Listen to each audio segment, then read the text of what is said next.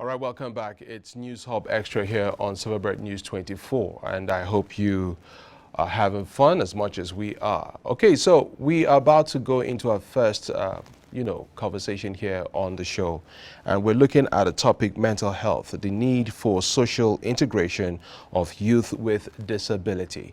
That is what we're going to be discussing in a short while from now. We have our guest in the studio, and trust me, she is so involved in this and the whole project around persons with disability, so much so that she'll be sharing light into what they have been doing in trying to, bring succor to this group of people, and of course social inclusion for this group of people. And just before we go any further, I also like to let you know that this has been made possible, this particular segment has been made possible by Nigerian Health Watch on the program Solution Journalism. Okay, so the focus basically will be on this topic I just mentioned. So we'll go on a quick break. We'll take a report of one of their recent events. Well, not so recent, but just to give you an idea of what they do. All right. We'll take this report, and when we come back, we'll be going straight into the conversation. Stick around. In a bid to tackle some of the challenges persons with disability face in the society, a non-governmental organization, Jala's Development Initiatives, in collaborations with the Leprosy Mission Nigeria, held a sensitization work in the nation's capital, Abuja. While speaking on the aim of the sensitization work, the Chief Executive Officer and founder of JDI, Angela Ochubaye, called for the inclusion of mental health of persons with disability and challenged government at all levels to implement the policies highlighted in the Disability Act of the country. And mental health awareness is something that a lot of people do not even know anything about. Yes, we all have to take our mental health seriously, but you can now imagine when it has to do with the mental health of people with disabilities. So we decided through our funders, that's the Leprosy Mission, to organize group therapy sessions where we would bring each and every one of them into a safe space and get them to have access to therapists, psychologists, psychiatrists, so that they are able to unburden and really talk about the issues that are bothering them. For us, it is very fundamental to ensure that we address the issue of mental health in order to be able to address the issue of the disease of leprosy. Some of the participants, while fielding questions from newsmen, disclosed that some of their major concerns is the issue of stigmatization and rejection in the society. I face challenges in aspect of stigmatization and a kind of rejection in the society. Things like trying to negotiate with people and making friends is one of the big challenges I'm facing currently. As a person with disability, most of the challenges I face in the society today is lack of communication as a deaf person. Also stigma, for example, most deaf, some cannot speak. If you want to enter a public transport, you will not know which bus is going to where. A person with disability in Nigeria has the right to work on an equal basis with others, which includes the right to opportunity to gain a living by working freely in the labor market. Ene Anthony, Silverbird News 24, Abuja.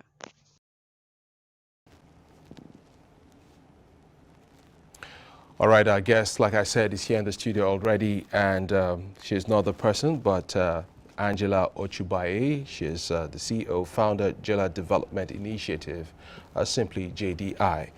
And before we go right into it, earlier today, we're looking at the newspaper's Saturday Punch, and a headline that struck both of us, myself and Grace here in the studio, is, and I'm going to read that headline again to Angela this time around, Groom cancelled my MC engagement on learning I am blind.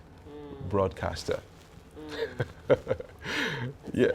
That's horrible and that's sad. Thank you very much anyway for having me on this. You're welcome. You're welcome. So when I read that headline, or when she read that headline, it struck me immediately that, okay, we're talking about something similar to this. But do these things really happen? Oh yes, definitely does. The fact that you would give an open, or should I say an opportunity to someone simply because you know that, oh yeah, he's going to be an MC for my wedding. And then you find out that he is blind or she is blind. And then suddenly you decide that, no, I don't want this person. Question is why? Is the person not going to be able to do their work? Yes, they are going to be able to do their work. You've not even tested anything, but just simply because the person has a disability, you say no. Question is why? Why would that individual do so? Is it because he or she is ashamed that I don't want a blind MC to be on my, in my wedding?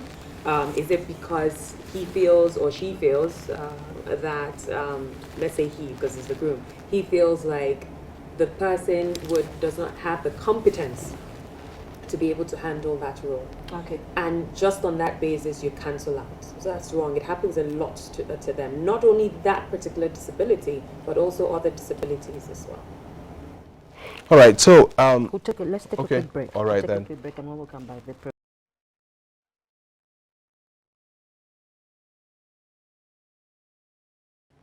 All right, and so we continue the conversation around our topic, mental health, the need for social integration of youth with disability. And just before we went on that break, Angela was establishing the fact that we're talking about a blind gentleman whose MC engagement was cancelled because he is blind. And you could see that on that report, the gentleman said, the young man who spoke, and also the lady, in fact, I just cannot fathom how these people are able to cope. Like the deaf lady, for instance, trying to get on a bus, get public service is usually difficult. I mean, how do these people do? What are the challenges basically with them? It's pretty tough. Now, one of the things we did was that because we worked with 6 different categories of people, young people with disabilities, and I'd like to just quickly mention that we worked with those affected with albinism, those affected with dwarfism, sickle cell warriors, the blind, the deaf, and I'm missing out one right now. There were about 6. Well, I heard something, leprosy? Yes, and those affected with leprosy. Thank you very much. So each of these individuals have different challenges unique to them.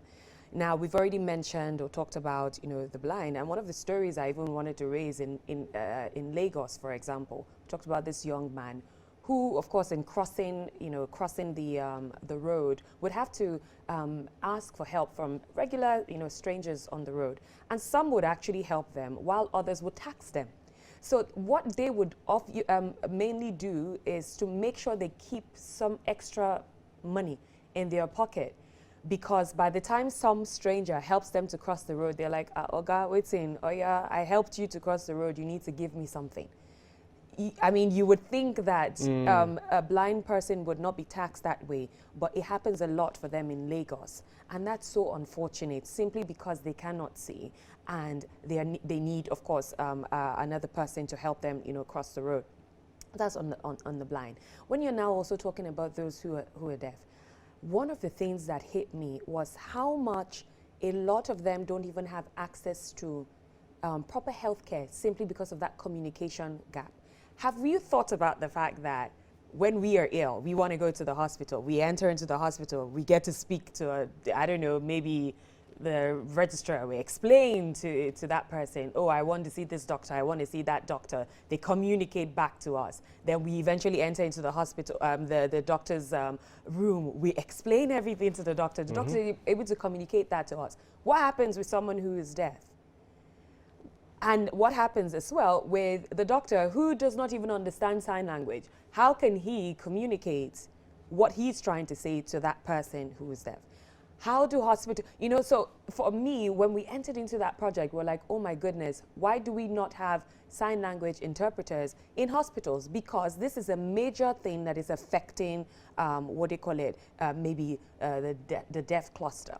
There was one individual who shared with us a story as to when she was feeling ill and she went into the hospital wanting to speak to the doctor. Of course, she tried to write, down things, but the doctor was not even interested in what she was saying. He wanted to just prescribe medications for her, and she kept trying to say, wait, hold on, like, you don't even know what is wrong with me. That's one. Two, you are not even explaining why you are making that diagnosis to me in such a way that I can understand. And you're just, prescribing, almost like, see, I really don't care about your situation. You're deaf, just take. I'm sure if you figure this out, you'll be fine. And that really broke her heart. Like, why would you do this to me? So now this is even an individual that can write. Imagine a situation where that person cannot even write properly. How does he or she, express her health challenges to a medical doctor to be able to prescribe the right medication? And so that's for the deaf. Now, when we looked at challenges regarding those with albinism, we saw that a lot of them are really, really faced with the aspect of threats regarding ritual killings.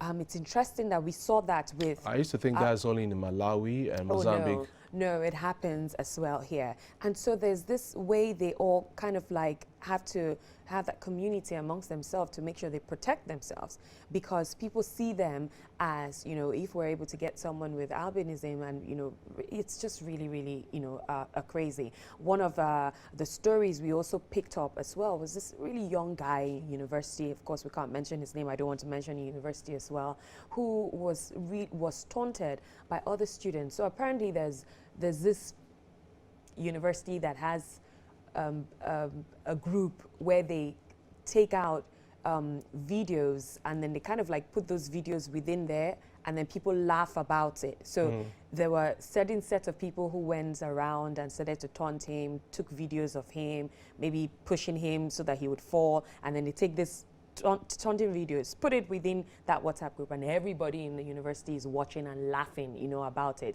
to the point that even when he wants to go out in his regular duties, people are like, oh yeah, that's the boy, that's the boy, that's the boy. You can imagine how that the level of anxiety that's going to cause him. It's like, okay, when next am I going to have another threat again to myself? And the fact that people are laughing at him, and you would ask questions regarding, okay, why would a university, for example, allow this to happen? Are you saying that there's no teacher that saw this, or no lecturer that saw this? How are the other students as well who do not have disabilities? Do they really understand that the actions that they are doing to this individual is causing them this harm? So that is, for those with albinism. Okay. And then, I could go on and on to talk about different challenges, but let me stop here. So if you go. It appears we're not doing enough. It appears the federal government is not doing enough.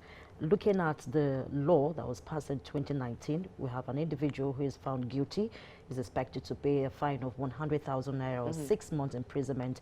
And also we have the issue where the Act gives citizens with disability the right to file a lawsuit for damage against any defaulter.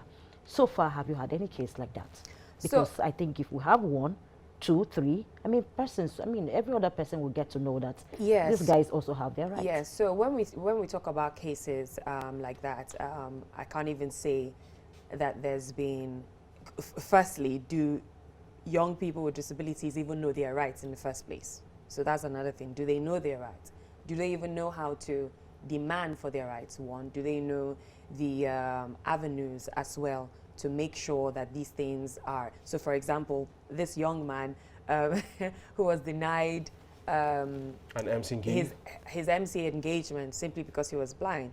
Does he know that he can actually say, no, you can't do that to me? If there's any other reason why you are disengaging me, maybe because of competence or whatever, yes, I guess you can prove that. But simply because I'm blind, that's discriminatory to me. Does he know what he should do in that situation? Again, it's not even just about that. We found out that, some of them don't even want to engage the process. It's like, see, please just leave me, just let me be. I don't even want this extra stress, because they also feel like for me to start this process, I would have to maybe I have to pay extra money. I don't even have the money to even do that in the first place. I don't want anyone to even threaten me further. So there's a lot that is, happening to them. Even within those of us who do not even have disabilities, how many of us even engage certain processes and rights that we have? So you can see how difficult as well it will be, for them. And beyond that, I think I was going to mention something it would be great if we had, cases like this where maybe even pro bono cases, like lawyers will carry some of these cases and say, we're going to fight on behalf of this individual. And then we can put it as well in the media, and then media can carry it out that, oh yeah, this is what is happening. So yes, there's a lot of work to be done. Whenever you have implementations of laws or laws being passed, how it's going to be implemented again is going to be, a different case. So yes, I think there's a challenge in that situation. So if I may ask, how much sensitization is your organization, likewise others are doing, to let these people know that they have the right, they have the right to sue? Organizations, they also have the rights. Right. What is sensitization level like? Yes, so now let me say that different organizations have different goals. Our organization works strictly with the mental health arm. Okay. Right? So in JDI is the so we decided under our mental health arm to do group therapy sessions for young people with disabilities, to give them access, to therapists and psychologists and psychiatrists within a safe space to help them with their mental health. Now, of course, with the stories and all of this information and everything that we get from that confidential, of course, session, our psychologists as well is able to let those who unburden and talk about this to say, you actually have a right. I mean, if someone brings out a story to say, this is what happened to me, the psychologist is able to say, oh, do you know that you have a right to do this, to do that? These are the measures. Of course, they would do that. But beyond that, aspect, we as an organization as well, can also push out the sensitization regarding the Disability Act, okay, and that's part of what we did during our walk. Okay, these are the laws, the government you have put out in place. Government, you really need to do something about this. And even for us, another thing that we did recently, of course, with the passing of the mental health bill, which is very interesting for us, because we are trying to ensure that young people with disability have access to mental health measures in the hospitals. And this is what the bill, has done. So in responding to your question, yes, of course, we can talk about sensitization in that aspect, and which we do on our social media platform. But our main core is giving them access to mental health, and that's usually where we push for that. Other organizations can take up from the other where you side. stop. They're actually doing a good job, but unfortunately, not only persons living with disability have mental health issues. Yeah, I get it. I mean, sometimes we make jokes and say, Nigeria, as far as Nigeria is concerned, we all have mental health issues, but then putting a beam, a spotlight on this situation, I'm sitting here and I'm trying to imagine myself in some of these people's situation, and I'm like, how do they go day by day? Yeah. But then here's another angle, picking up from the question she asked about government. It's quite convenient for some of us to jump on and always accuse government and all of that. How about the private sector? Yeah. How many of such people get employed? I mean, I know a couple of them who have actually gone to schools, universities, and all of that.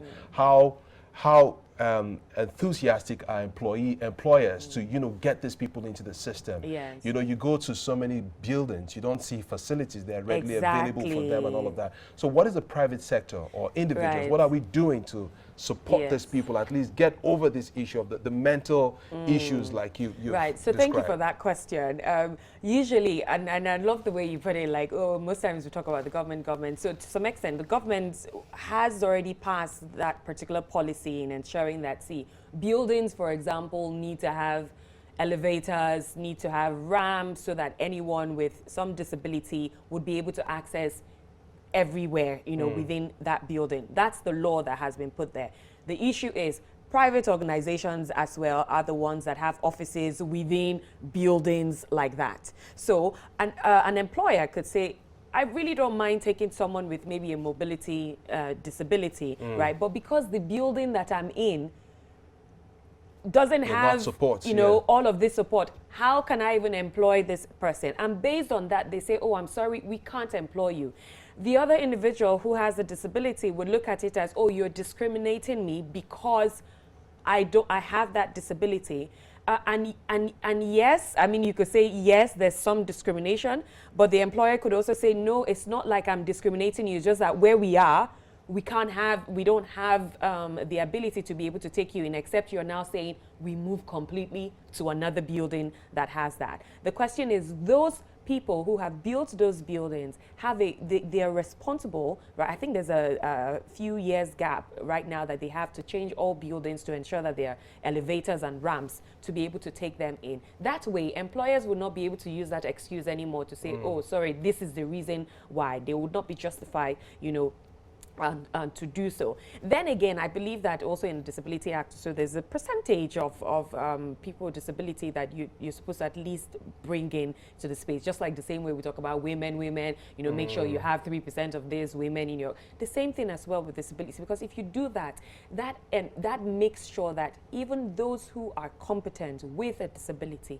are able to engage this particular process, get paid for a job that they are doing, and this is not going to affect, you know, financial issues has a major way of affecting people's mental health, even those of us without any disability. True. So you can now imagine when someone is already at a disadvantage because of their disability alone. So I hear you, government plays a role as well as, you know, a private sector as well. But when the government is also able to make sure that they implement all the policies rightly, private organizations would not have excuses anymore to say. Okay, two questions in one as we round up.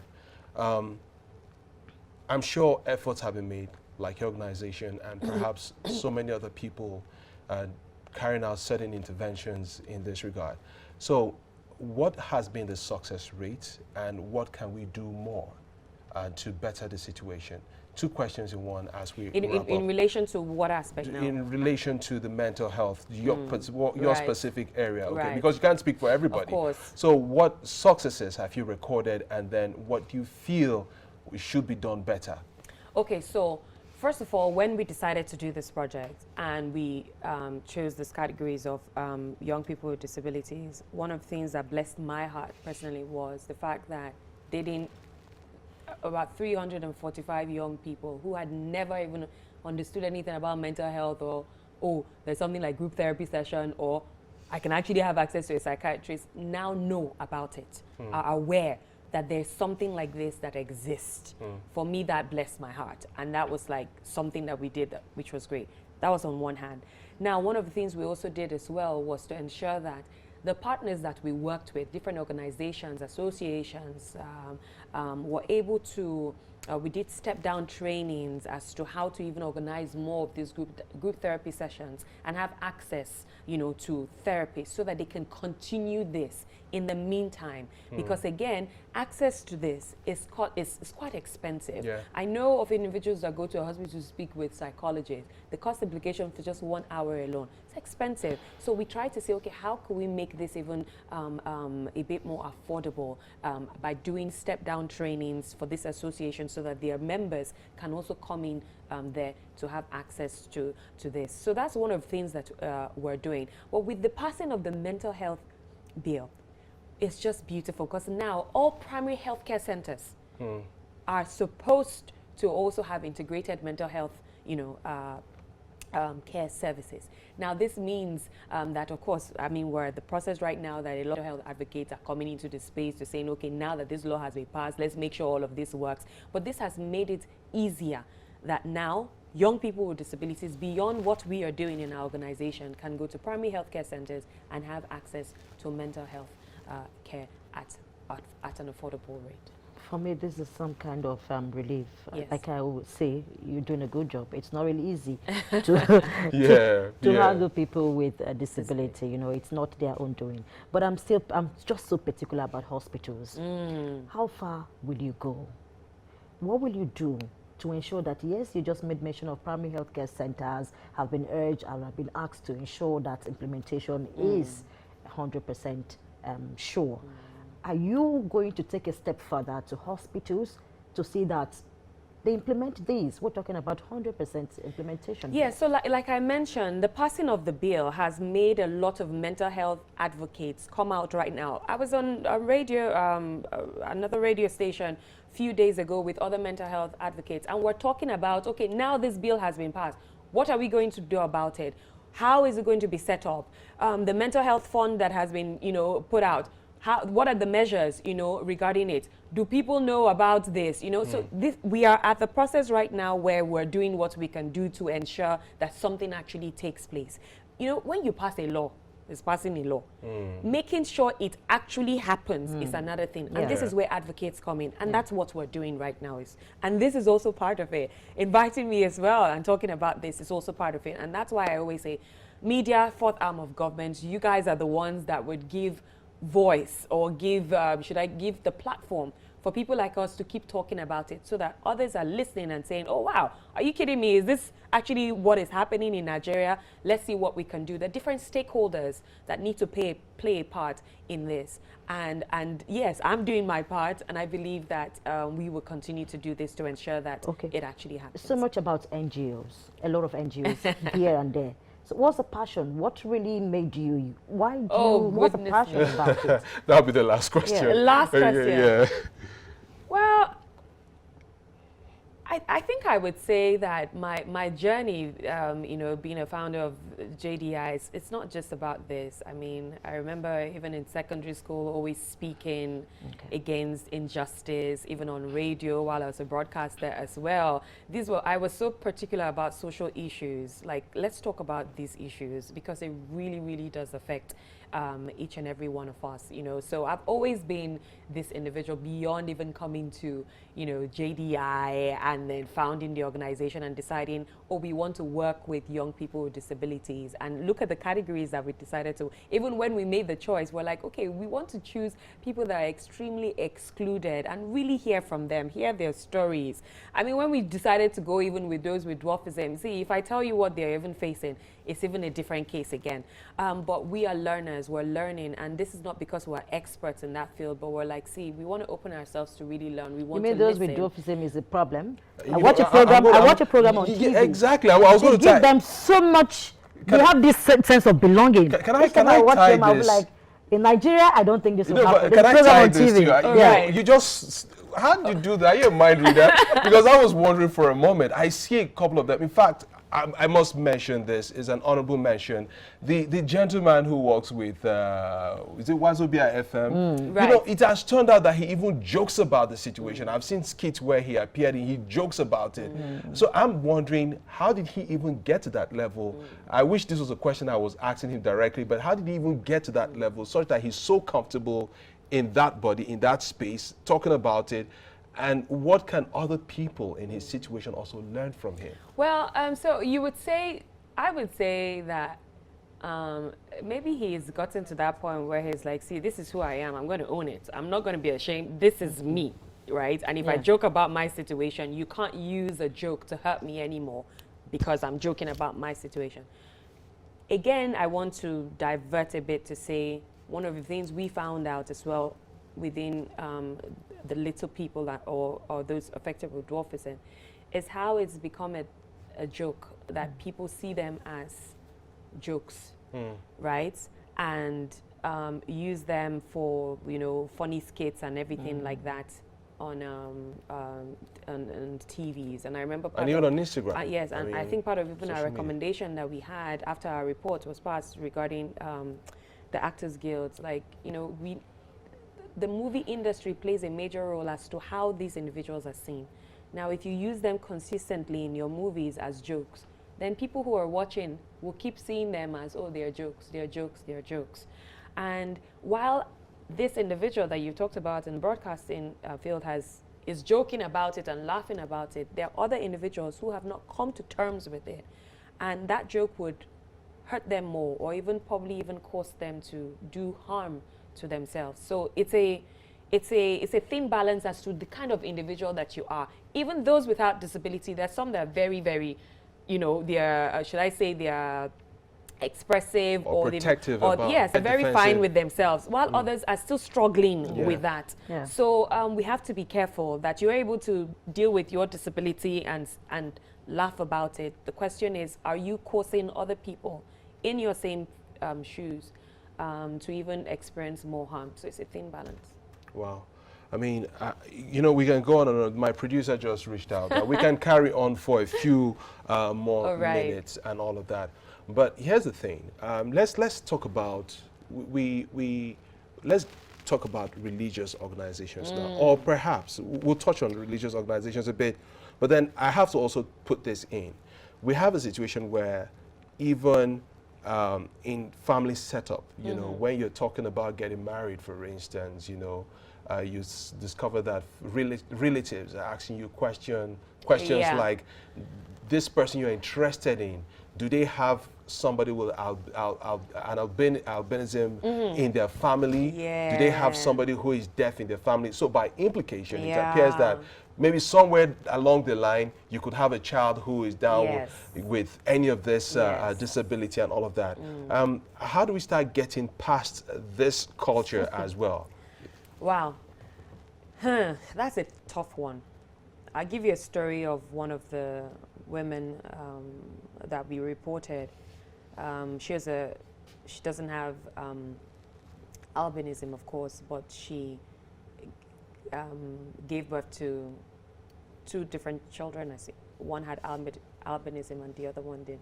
The one that had albinism, the husband refused to do a naming ceremony, did not publicly announce the birth of the child, while of course the other one that didn't have was treated, you know, fairly. Wow. Of course, now it's an issue of the man saying to the lady, oh, you know, why are you the one that has produced this child? Now that also talks about education in the sense that does the man even know whether the gene of Yeah. albinism is actually coming from his family and not necessarily her family? But there's that blame game theme of you are the one who has produced this child and now you're giving me this child, and you know, so she's now gotten to the point where sometimes she has to not necessarily hide the child, but has to give that extra emotional support to this particular child because the other one is the favorite of the father. Family in general is hiding that one as well and not wanting to bring the child to, you know, family gatherings, and it's very, very tough. You can now imagine that this discrimination is happening within the family, not to even talk about when that child already grows up feeling like in my family I'm not even accepted. Now look at the mindset when he or she wants to now get married and now already seeing like another form of discrimination coming from another family saying, oh, you already have albinism, so I'm not even sure we want you to come into a new family as well. It's a very, very tough one. And I don't know, I don't have an answer to give to that, because the truth is at the end of the day, you can't force people not to ask certain questions. I mean, the same way as well, there's the aspect of maybe sickle cell warriors when you want to get married. So I'm AS, that's my blood type, I'm AS. And from as young as I can remember, I think from the age of 7 or so, my father has ingrained it in my head. Angela, you're AS, you're AS. You cannot bring anybody who is AS. Okay. You must bring someone who is AA. It was so bad that when we had general friends, just normal friends, hey, Andona, sorry, what's your blood type? So I needed to know your blood type. Yeah. If you are AS, I will not even get close to you in any way, right? But if you are AS, oh yeah, this is possible. You know, why? Why did my father do that? Because he was trying to discourage the aspect of AS and AS getting married to the point that you could end up having a sickle cell, child. Child, yeah. Child. That might look like a good thing, right? Like if you look at it that way, it's like, it's a good thing. Like don't, but if it was another kind of situation where, let's say my father insisted on, no, you can't bring anyone that has albinism in their family because, can you see I can't even answer that question right now. It seems okay for sickle cell warriors, because even with sickle cell warriors themselves, one of the things they even advocate for is, parties to check their genotype as well, to make sure that you don't end up having children with sickle cell anemia. So that seems okay, but in another disability, would that be okay? Would that be discriminatory? You know, so that's it. That's a question to So ask. are there areas you would want to call for assistance, whether from government, whether from private individuals? What are some of the challenges you encounter while in the field? Okay, I mean, so even for us, when we, okay, one of the challenges that we encountered was when we wanted to take the anxiety and depression assessment, because during the, before we even started, you know, the project or the group therapy session, there were different assessments that we gave to them. And we noticed that, I mean, even for us, we completely forgot at some point that if you have someone who is blind, how are you even making sure that the assessment is in Braille so that they can read in the first place? Yeah. You know, so it was when we got in there, we realized, oh my gosh, we didn't put our assessment in Braille for them to be able to read. So we had a major challenge where we had to get other people to come in to help read what was there, and then of course when they answered, you know, the supporters were of course ticking that.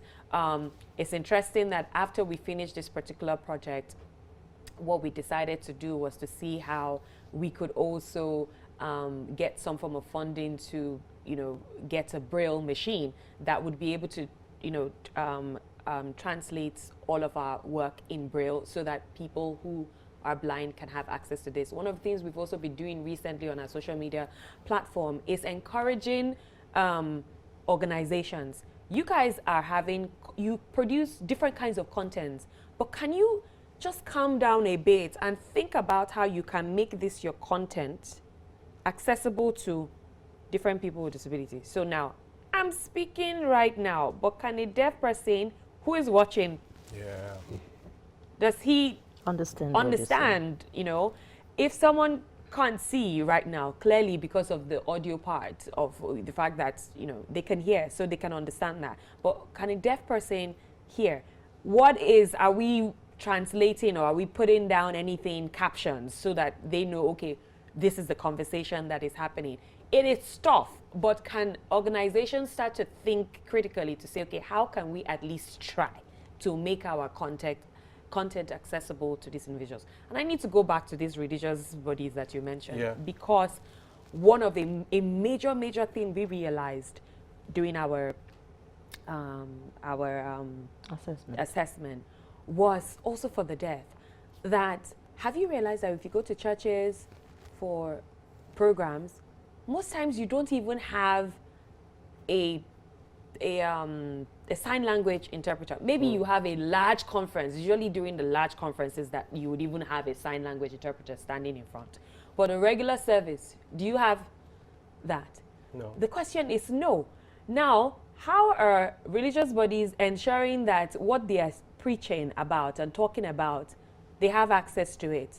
You know, so for me, that even led me on my own to speak to my own pastor and said, okay, I can't talk to all the pastors, but at least in my own church, how are we making sure that we can actually draw more people with disability to come into that space? Because you are including them in your message. A lot of times it's not because they don't want to include them, it's because they don't even know. But this project made my eyes, it just opened up to different things like, oh wow, goodness me. One of the things they even talked about was how, you know, when it has to do with when organizations, maybe churches, for example, want to pray for those with disability. Most times they're constantly praying, oh, get your healing, get your healing. And one of them said, see, why are you always praying for, why, the same way you pray for others that they should be successful, you pray for others that they should have good homes and everything. You can actually do the same prayer for us. Like, we're fine with our disability. Like, we've accepted that this is who we are. But don't limit the possibilities that could come to us simply because you feel like we're deaf or we are blind. We've accepted that we're deaf and we're blind. How are you making sure that in your own prayers, in your own content, in your preaching, how are you including us in that conversation beyond praying for us to be healed? Because this is not a matter of healing right now. We have other things that we're doing with our lives that you should also consider us in. And so for me, I remember when I went on radio stations in Lagos, and I said the same thing. Mosques, when you do your preaching beyond churches, are you translating? Like, how do others get access to what you're saying? Yeah. Because they also have what? Their own spiritual growth as Yeah. well that they want to build. And they need that spiritual leader as well. But is the spiritual leader considerate of an audience that has disability? Beyond those who have the mobility, you know, some churches could say, oh yes, we have should I say ramps, we have all of that, oh come in, but the deaf and the blind, what are you doing regarding them? And I think they need to think critically about it. I think there's a good place to round up the conversation. Angela Ochubai, CEO, founder, Jella Development Initiative, thank you so much for coming on the show. This has also been a learning session for me as well, you know, and so much to think on, you know, even after now. And I hope that for those at home who are also watching this will make out time to ponder on these issues that have been raised and see what they can do. And say no Yeah. to discrimination. Yeah, say no to discrimination. I mean, it's going to make a lot of sense if somebody comes to my wedding and there's a blind guy actually, you know, anchoring the entire event and doing a good job of it. I mean, I think it's going to be a beautiful thing. I mean, it really breaks my heart, and I just hope that something is done. This particular situation is addressed, you know. I don't know. I just hope it does. So many thanks to Solution Journalism Network as well.